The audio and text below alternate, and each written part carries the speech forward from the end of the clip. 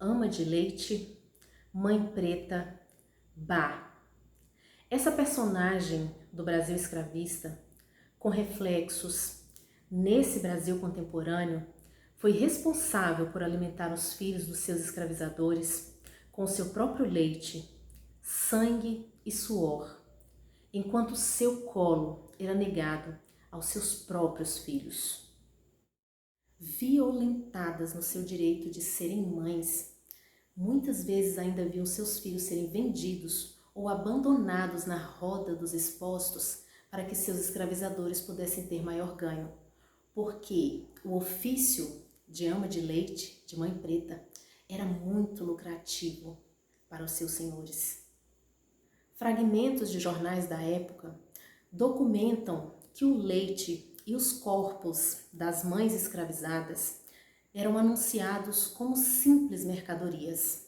Tem-se para vender uma preta de 15 anos, com uma cria de 2 meses, que sabe cozer, lavar, engomar e cozinhar, e todo o arranjo de uma casa. Muito própria para a ama de leite, por ser muito saudável. Quem precisar de uma ama de leite, preta nova, com 2 crias, nação Mina, dirija-se à Rua do Rosário, número 150. Precisa-se de uma ama de leite, preferencialmente escrava sem filhos. Imagens do cotidiano e de álbuns de família desse período são exemplo de como a figura da mãe preta estava incorporada no imaginário da sociedade e também era uma forma de tentar passar normalidade e, ao mesmo tempo, tentava dar a ideia de uma aceitação passiva das mulheres negras a essa condição.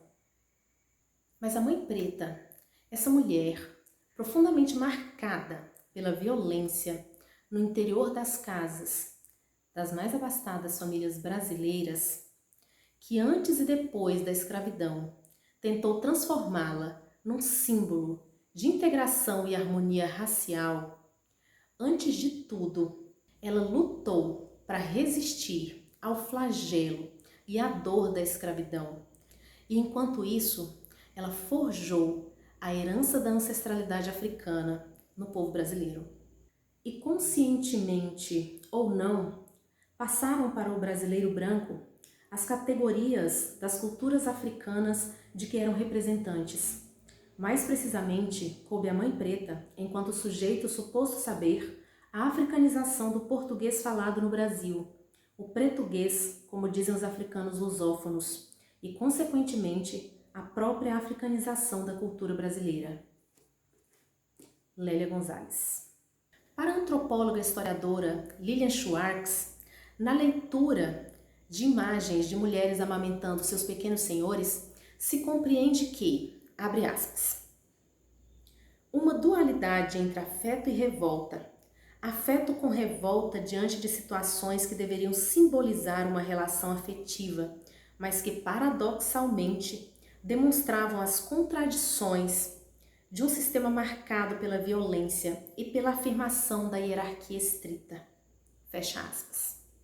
E essa mãe preta, ela continua a existir nesse Brasil contemporâneo, agora na figura das trabalhadoras domésticas ou babás, ou naquelas que acumulam as 2 funções, na figura dessas mulheres, muitas delas que não recebem salário mínimo, muitas delas que não têm registro em carteira, muitas delas que têm que deixar os seus filhos sozinhos em casa aos cuidados dos maiores ou aos cuidados de vizinhos, ou muitas vezes sozinhos, para que elas atravessem a cidade saindo das periferias onde moram e percorram ônibus lotados ou metrôs até a casa dos seus empregadores, onde cuidam do lar e cuidam dos seus filhos.